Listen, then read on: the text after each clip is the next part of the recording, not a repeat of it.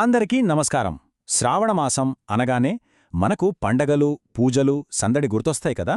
అయితే ఈ మాసం పేర్లోనే వినడం అనే ఒక పెద్ద రహస్యం దాగి ఉందని ఎప్పుడైనా ఆలోచించారా? రండి, ఈరోజు ఆ పేరు వెనకున్న అసలు కథేంటో తెలుసుకుందాం. మరి శ్రావణం అనే పేరు కేవలం ఒక నక్షత్రం పేరు మీద పెట్టారా, లేకపోతే దాని వెనుక మనకోసం ఏదైనా ప్రత్యేకమైన పిలుపుందా?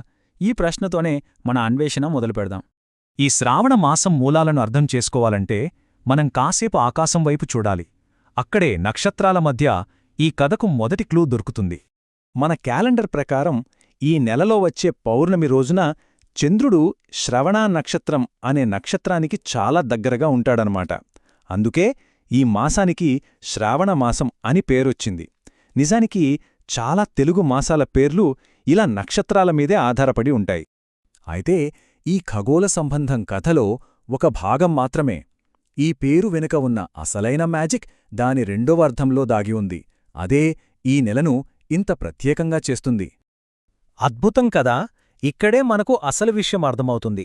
అంటే ఒకవైపు ఆకాశంలో చంద్రుడు ప్రయాణించే శ్రవణ నక్షత్రం ఈ మాసానికి పేరిచ్చింది. మరోవైపు శ్రవణం అంటే వినడం అనేదే ఈ మాసం యొక్క అసలైన ఆత్మ, దాని సారాంశమన్మాట. ఒకటి ఆస్ట్రానమీ, ఇంకొకటి స్పిరిచువాలిటీ. సరే, వినాలి అనే ఈ పిలుపు ఆచరణలో ఎలా కనిపిస్తుంది? పండగలు, పూజల రూపంలో అది ఎలా మన జీవితాల్లోకి వస్తుందో ఇప్పుడు చూద్దాం. ఈ నెలంతా పండగలే. రక్షాబంధన్ సోదరప్రేమను గుర్తుచేస్తే వరలక్ష్మి వ్రతం సౌభాగ్యాన్ని కోరుకుంటోంది.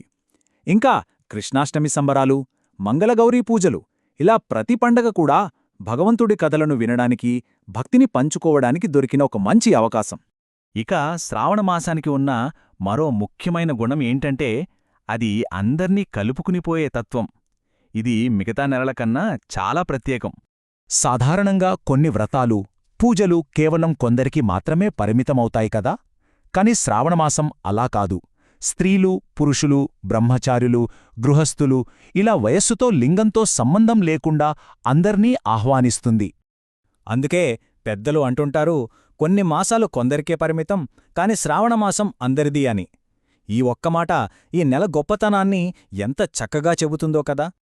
ఇప్పటిదాకా మనం నక్షత్రాల దగ్గర్నుంచి పండుగల దాకా ప్రయాణం చేశాం.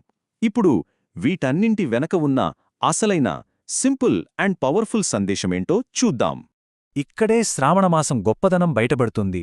ఎన్నో పూజలు, వ్రతాలు ఉన్నా సరే వాటన్నింటికంటే ముఖ్యమైనది, అందరూ తేలికగా చేయగలిగింది ఒక్కటే: మంచి మాటలను, దైవకథలను శ్రద్ధగా వినడం. ఏమీ చేయలేని పరిస్థితిలో ఉన్నా కనీసం వింటే చాలు అన్నది దీని అంతరార్థం. మరి ఈ అవగాహనతో ఒక ప్రశ్నతో ఈ విశ్లేషణను ముగిద్దాం. ఈ శ్రావణమాసంలో మన మనస్సును దేనిమీద లగ్నం చెయ్యాలి? ఏ దివ్యమైన సందేశాన్ని వినడానికి మనం సిద్ధంగా ఉండాలి? ఆలోచించండి.